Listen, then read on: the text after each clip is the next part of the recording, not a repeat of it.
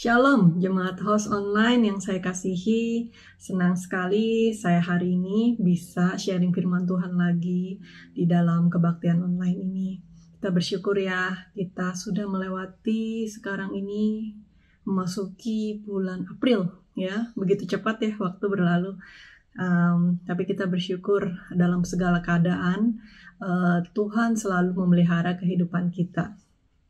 Sebelum kita mulai, mari kita buka di dalam doa. Bapa dalam surga, terima kasih Tuhan untuk ibadah hari ini ya Bapa. Kami boleh berjumpa kembali, kami boleh mendengarkan sharing firman Tuhan hari ini ya Bapa. Kiranya Engkau Tuhan yang mengurapi kami semua ya Bapa, sehingga kami bisa menangkap isi hati-Mu Tuhan, dan kami bisa Tuhan menjadikannya rema di dalam hidup kami ya Bapa. Berkati kami Tuhan, baik hamba yang menyampaikan firman Tuhan maupun umat-Mu yang mendengarkan ya Tuhan. Kami sama-sama diberkati ya Bapa. Tutup bungkus tempat di mana kami berada saat ini ya Tuhan. Engkau yang menjagai kami, Roh Kudus yang bekerja di dalam pikiran dan hati kami, sehingga kami boleh merenungi firman ini ya Bapa. Terima kasih Bapa, di dalam nama Tuhan Yesus. Haleluya. Amin. Sungguh luar biasa. Akhir-akhir ini kita bingung ya. Kok hari bertambah hari semakin susah gitu, bukannya semakin baik, padahal manusia itu sudah berusaha untuk menjadikan dunia ini lebih baik.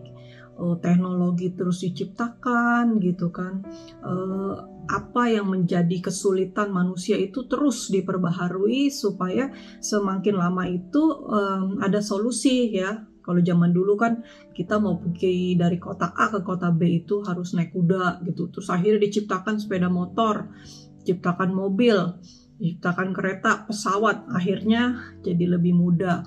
Sebenarnya kalau secara logika, semakin ditemukannya hal-hal tersebut, sebenarnya hidup kita semakin mudah ya. Tapi kenyataannya enggak, saudara. Justru hidup ini malah seperti apa yang ada di Alkitab, zaman semakin lama semakin susah. Padahal sudah diciptakan berbagai macam solusi ya.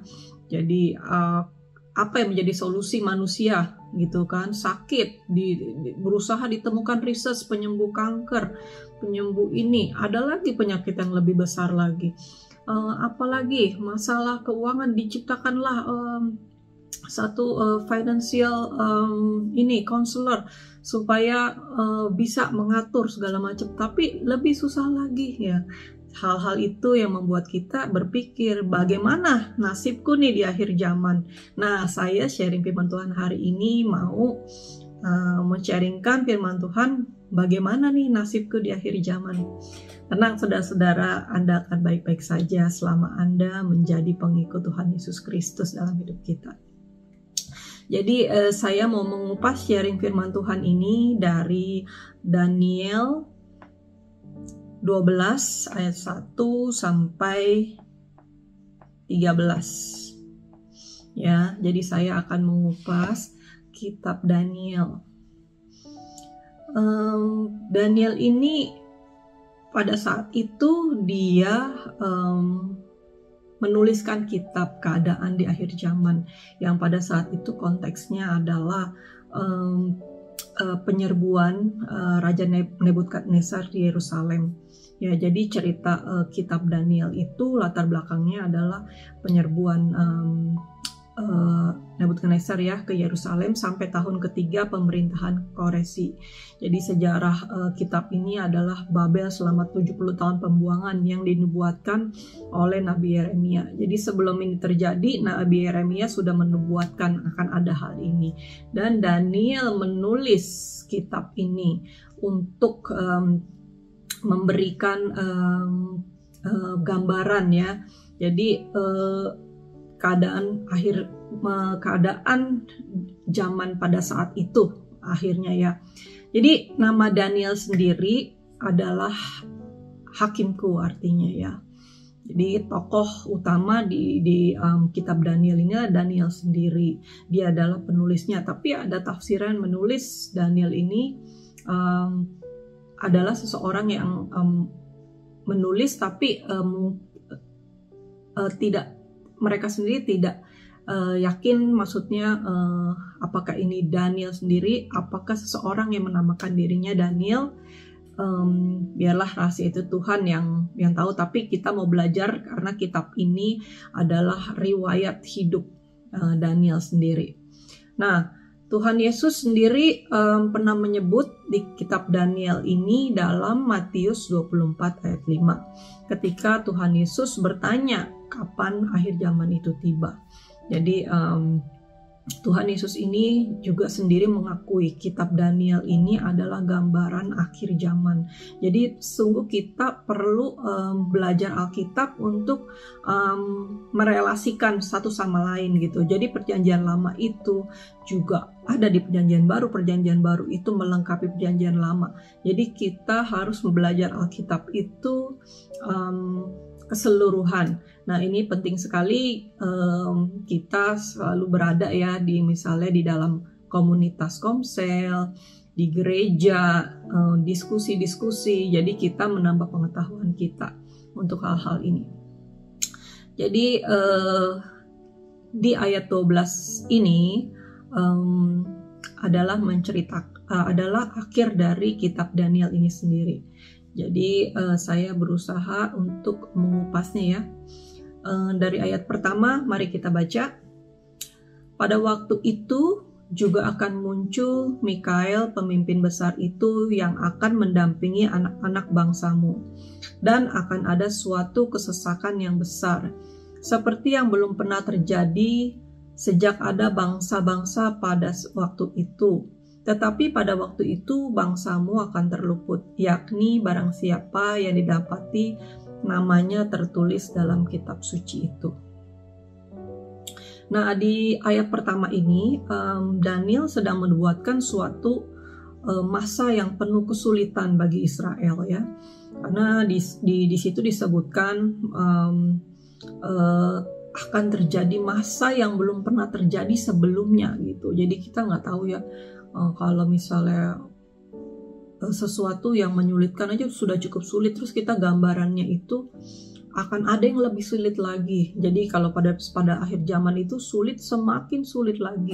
Jadi gambarannya itu sangat luar biasa gitu. Kita sampai kita tuh nggak tahu seperti apa gitu. Kita nggak bisa membayangkan. Nah, tetapi di ayat itu disebutkan bahwa tetapi waktu itu bangsamu akan terluput, yakni barang siapa yang didapati namanya tertulis dalam kitab suci itu. Jadi kita tahu ya, kita sungguh bersyukur. Jadi ada yang diluputkan Tuhan pada zaman kesulitan akhir zaman ya, seperti saat-saat ini. Kalau kita mengalami kesulitan, Tuhan bilang ada yang didapati namanya tertulis dalam kitab itu diluputkan ya ini kitab kehidupan, yakni orang-orang yang percaya Tuhan Yesus gitu. Jadi kita, bagaimana nasibku di akhir zaman, gak usah khawatir. Selama kita adalah orang-orang yang percaya dengan Tuhan Yesus, kita sudah tertulis nama kita ya, kita tertulis nama kita di dalam kitab kehidupan. Jadi kalau kita ada zaman kesusahan yang akan susah banget nih di akhir zaman ini, selama nama kita ada di dalam kitab kehidupan, kita aman, saudara-saudara ya. Tapi ada syaratnya ya. Ada syaratnya, bukan hanya percaya Yesus aja, tapi harus berperilaku seperti apa yang Tuhan mau ya. Habis percaya Yesus, terus kita ke tempat perjudian ya.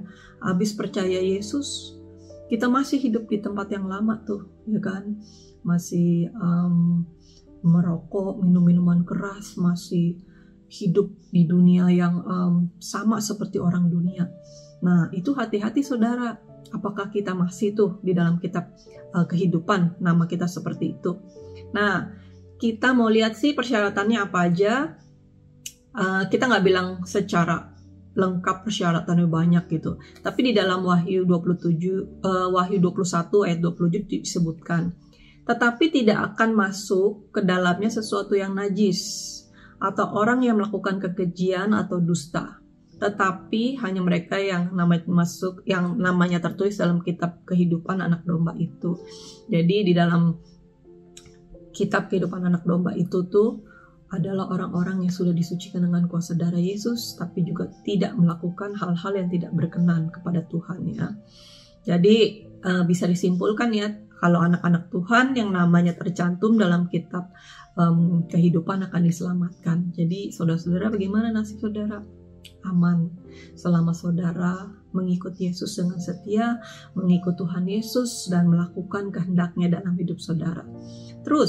Kita terus bertumbuh di dalam kerohanian kita ya saudara-saudara. Ayat selanjutnya, ayat kedua, dan banyak dari antara orang-orang yang telah tidur di dalam debu tanah akan bangun, sebagian untuk mendapatkan hidup yang kekal, sebagian untuk mengalami kehinaan dan kengerian yang kekal. Di ayat ini saudara adalah gambaran ya.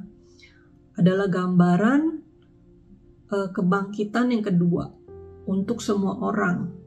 Bukan yang baik saja atau yang jahat saja, tapi semua orang.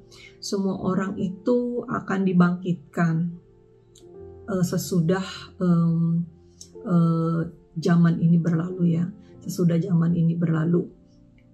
Nah, seperti yang Alkitab tulis, orang yang baik yang mengikut Tuhan Yesus yang tercatat dalam kitab kehidupan ini akan mendapatkan hidup yang kekal. Tapi sebagian, Tuhan bilang sebagian, berarti banyak juga ya sebagiannya. Sebagian mengalami kehinaan dan kengerian yang kekal. Itu adalah orang-orang yang tidak percaya dengan Tuhan Yesus. Jadi kalau masih sebagian ini masih banyak ya, mungkin di keluarga kita sebagian, mungkin di negara kita sebagian, mungkin di kota kita sebagian. Ayo berjuang saudara, kita bawa nih orang-orang ini ya, kita bawa orang-orang ini jangan sampai mengalami kengerian yang kekal. Saya sendiri sedih nih, karena banyak juga orang-orang yang saya kenal, juga keluarga, sahabat, teman-teman yang masih belum percaya Tuhan Yesus ini. Kesempatannya kapan gitu? Kesempatannya jangan sampai dia dipanggil Tuhan dulu sebelum percaya Tuhan Yesus. Nah, dulu lagi saya masih remaja, saya nggak kepikiran. Ya, waktu saya sebelum percaya Tuhan Yesus, saya nggak kepikiran. Ya, karena saya belum mengerti. Apalagi waktu saya tuh baru-baru terima Yesus gitu. Saya untuk diri saya sendiri. Tapi semakin lama saya semakin bersedih, bagaimana orang-orang yang saya kasihi, bagaimana ini gitu. Apakah saya terus mereka belum percaya, saya terus injili, saya terus, itu betul saudara. Tapi ada saatnya kita tuh mundur untuk deal sama Tuhan, berdoa bersungguh-sungguh sama Tuhan. Tuhan tolong. Ya, kita kadang-kadang kita setiap bertemu orangnya ngomongin Tuhan Yesus lagi. Itu boleh-boleh saja saudara. Tetapi kita harus berperang di belakangnya gitu. Kadang-kadang kita ketika kita tidak berbicara tentang Yesus dengan sikap dan teladan kita, mereka akan datang sama Tuhan Yesus gitu. Jangan jadi orang-orang yang di depannya aja gitu loh, di mulutnya aja. Tapi sikap perbuatannya tidak terlihat, sehingga orang tersebut juga nggak akan percaya apa yang kita beritakan gitu. Jadi kita mau beritakan dengan perbuatan dan tingkah laku kita juga ya. Nah, itu akan membuat orang lebih percaya dengan teladan kita. Nah, itu memang nggak gampang, tapi kita minta Tuhan yang tolong kita. Karena campur tangan Tuhan itu dalam kehidupan kita itu sangat-sangat memegang peranan ya. Kadang-kadang juga Tuhan bisa memakai hal-hal lain ya. Kalau dalam kisah Petrus, Tuhan memakai ayam untuk menyadarkan Petrus. Jadi ketika kita bergaul sama Tuhan, bersungguh-sungguh sama Tuhan, ya seperti Tuhan Yesus berdoa di Getsemani, dia mungkin berdoa tentang Petrus tuh. Tuhan ya, si Petrus ini, akhirnya Tuhan Bapa di surga menyadarkan Petrus dengan ayam. yang berkokok sehingga Petrus berbalik. Bisa juga dalam kehidupan kita, orang-orang yang kita kasih ini nggak bisa disadarkan dengan hal-hal yang lain, asal kita tuh berdoa seperti Tuhan Yesus dengan sungguh-sungguh. Ya, jadi saya mengencourage juga kalau saudara-saudara susah berdoa sendiri, ayo gabung sama tim doa ya, untuk mendapatkan gambaran bagaimana sih berdoa yang baik, atau saya ini nggak bisa berdoa gitu. Sebenarnya nggak harus jago berdoa. Berdoa di rumah itu juga sendirian, Tuhan tahu ya, walaupun kita belepotan atau apa, tapi Tuhan tahu maksud isi hati kita sendiri. Nah, kita di gereja punya berbagai macam tools yang saudara tuh bisa belajar. Ada tim doa syafaat, ya, ada komsel, ada kebaktian online seperti ini, ada ibadah onsite juga, bahkan tim-tim pastoral yang ada, leader-leader saudara itu juga bisa ya dihubungin. Kalau saudara ingin mendapatkan nasihat atau minta doa, kita ada program doa juga setiap hari, doa malam ya. Itu membuat kita tuh rajin berdoa. Kita mengerti, kita belajar ya kan dari orang-orang lain. Oh, kalau mereka berdoa seperti ini, aku juga dapat giliran doa, aku berdoa seperti ini. Hal-hal tersebut harus kita bangun, saudara-saudara, apalagi di akhir zaman seperti ini ya. Kita mau terus bertumbuh. Nah, jadi di ayat selanjutnya juga menyambung dari Daniel 12 ayat 2 ini ya, kebangkitan ya akan dialami oleh semua orang. Nah, digenapi di dalam Yohanes 5 ayat 29 juga. Di sini dikatakan, dan mereka yang telah berbuat baik akan keluar dan bangkit untuk hidup yang kekal. Tetapi mereka yang telah berbuat jahat akan bangkit dan dihukum. Jadi seperti yang saya bilang sebelumnya, baik atau jahat itu akan tetap bangkit.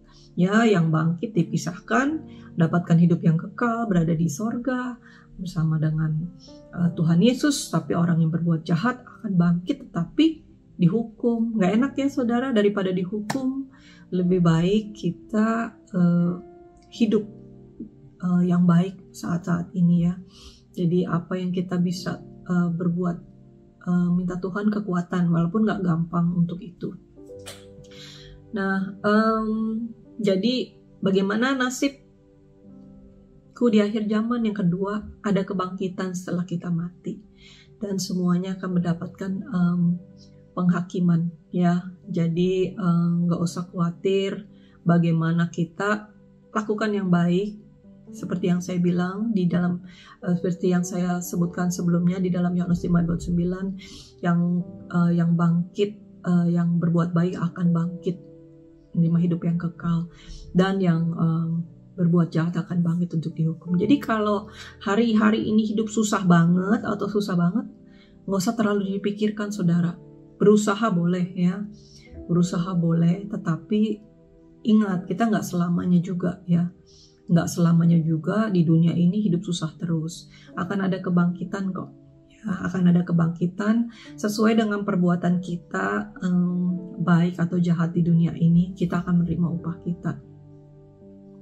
Ayat selanjutnya di ayat ketiga, dan orang-orang bijaksana akan bercahaya seperti cahaya cakrawala yang telah menuntun banyak orang kepada kebenaran seperti bintang-bintang dan tetap untuk selama-lamanya. Ayat selanjutnya keempat, tetapi engkau Daniel sembunyikanlah segala firman itu dan materaikanlah kitab itu sampai pada akhir zaman. Banyak orang akan menyelidikinya dan pengetahuan akan bertambah. Jadi di ayat ketiga dan keempat itu,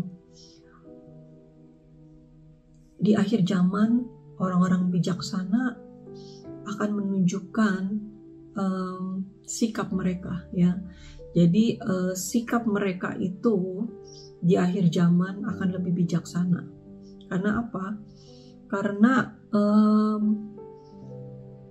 kebenaran itu adalah hal-hal yang harus kita anggap bijak ya.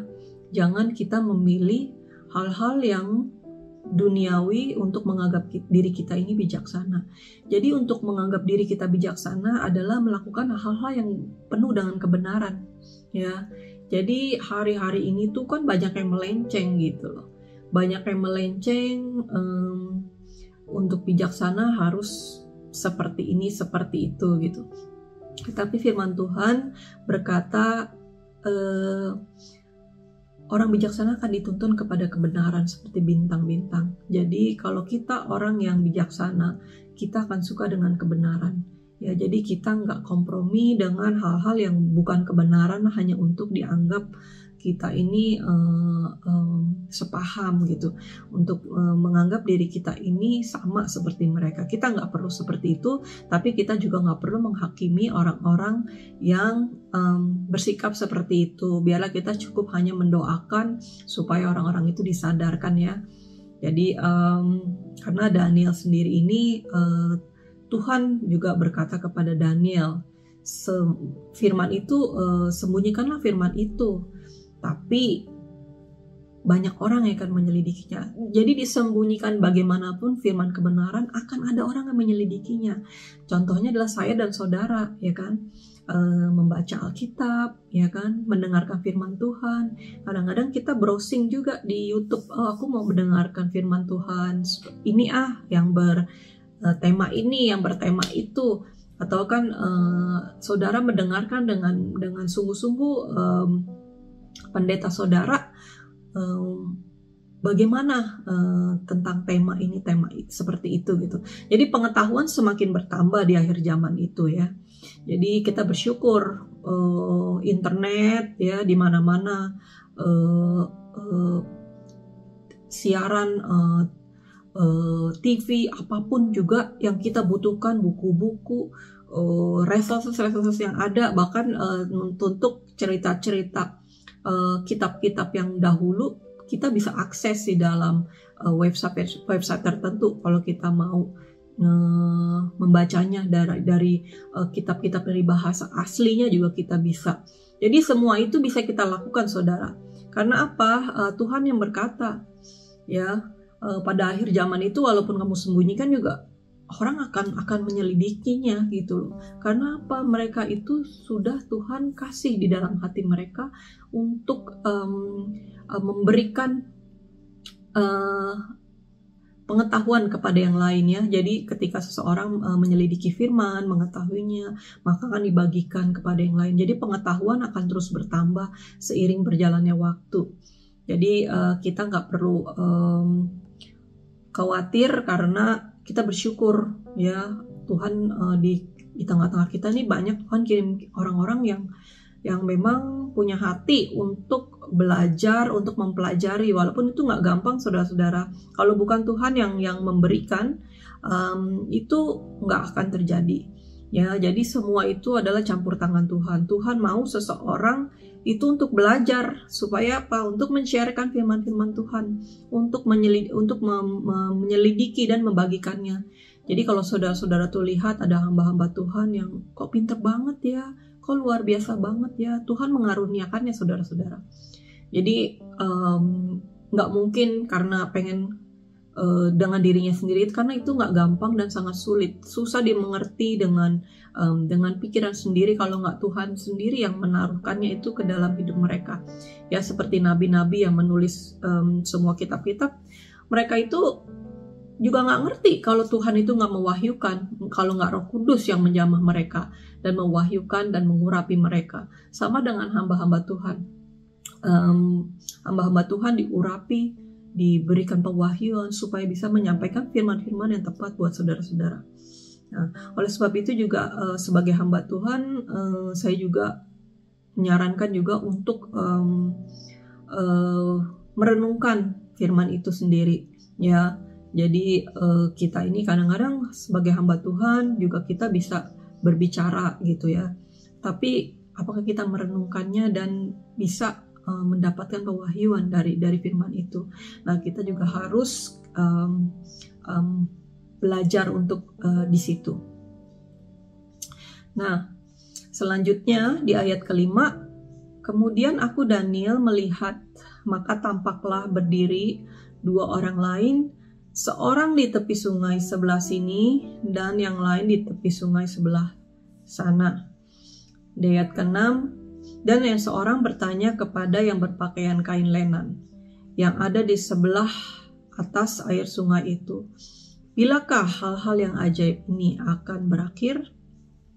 Daniel bertanya kepada malaikat, kapan itu terjadi? Penguasa akan mengikat perjanjian dengan antikristus pada saat itu. Nah, saudara-saudara, di sini Daniel itu bertemu dengan dapat penglihatan melihat malaikat ya di ayat kelima. Di ayat kelima ini dia mendapat penglihatan untuk melihat malaikat. Di situ Daniel sebelumnya ada rujukan ya. Jadi di dalam rujukan itu adalah tentang waktu. Jadi kita ini berbicara pada saat itu adalah tentang waktu di mana masa itu terjadi. Jadi Daniel ini seperti kita ya. Dia bertanya gitu, kapan itu terjadi? Ini sama kita juga, termasuk saya gitu. Tuhan, kapan sih terjadinya gitu? Kapan sih terjadinya akhir zaman gitu? Nah, Daniel itu sama, karena ketika pada saat dia mendapat penglihatan, dia bertanya kepada malaikat. Nah, di dalam situasi itu kita melihat di situ ditulis ya. Jadi waktunya adalah di ayat ke-7, kita baca ayat ke-7 ya. Lalu kudengar orang yang berpakaian kain lenan yang ada di sebelah atas air sungai itu bersumpah demi Dia yang hidup kekal sambil mengangkat tangan kanan dan tangan kirinya ke langit. 1 masa dan 2 masa dan setengah masa. Dan setelah berakhir kuasa perusak bangsa yang kudus itu, maka segala hal ini akan digenapi. Kita mau lihat ayat ini adalah masa dan waktunya ya. Nah, kalau kita lihat di konteks dan kita baca di waktunya adalah waktu pada saat Daniel mendapat penglihatan di dalam penglihatan itu, yaitu merujuk kepada persepakatan raja ya. Kita baca di Daniel 9 ayat 27 sebelumnya. Raja itu akan membuat perjanjian itu menjadi berat bagi banyak orang selama 1 kali 7 masa. Pada pertengahan 7 masa itu ia akan menghentikan korban sembelihan dan korban santapan, dan di atas sayap kekejian akan datang yang membinasakan sampai pemusnahan yang telah ditetapkan menimpa yang membinasakan itu. Jadi pada saat itu raja membuat kesepakatan ya. Jadi pada saat itu raja membuat kesepakatan dengan orang-orang yang bukan mempercayai Tuhan. Jadi orang-orang yang tidak mempercayai Tuhan pada saat itu, yaitu orang-orang antikristus. Nah, saudara-saudara, karena saya akan membahas ini lebih lagi di minggu berikutnya, maka saya akan melihat dengan konteks kita pada saat ini. Jadi sebelum kita melanjutkan,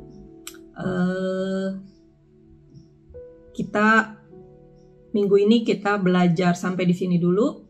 Kita akan melanjutkan lagi dengan ayat selanjutnya ya di minggu depan, karena kita mau belajar lebih dalam lagi tentang masa antikristus itu. Walaupun saya tidak merinci secara detail, tapi kita alangkah baiknya kalau kita itu juga mengetahui sebagai orang Kristen, kita juga harus mengetahui hal-hal yang berhubungan dari sejarah yang dulu dengan keadaan yang sekarang. Nah, untuk itu saudara-saudara, kita hari ini kita sampai di sini dulu pelajaran tentang nasibku di akhir zaman. Tapi yang perlu diingat, nasibku di akhir zaman saat ini adalah satu, anak-anak Tuhan yang namanya tercantum dalam kitab kehidupan akan diselamatkan. Itu pegang saudara ya. Yang kedua, kebangkitan setelah kita mati. Jadi semuanya akan mendapatkan penghakimannya. Jadi saudara banyak-banyaklah ya menabung. Jadi banyak-banyaklah menabung segala sesuatu kebaikan yang sudah Tuhan taruh. Apapun itu, tabung sebanyak-banyaknya, karena kita akan menerima itu semua upahnya ya. Kadang-kadang berat ya, aduh melayani nih, aduh susah banget dari pagi sampai sore, belum lagi ini itu gitu, masih banyak. Jangan menyerah saudara-saudara, upahnya memang kita tidak secara langsung, walaupun secara langsung kita juga sudah menerima ya. Orang-orang yang melayani Tuhan, orang-orang yang hidup dalam kebenaran itu hidupnya akan diberkati. Kita akan lihat.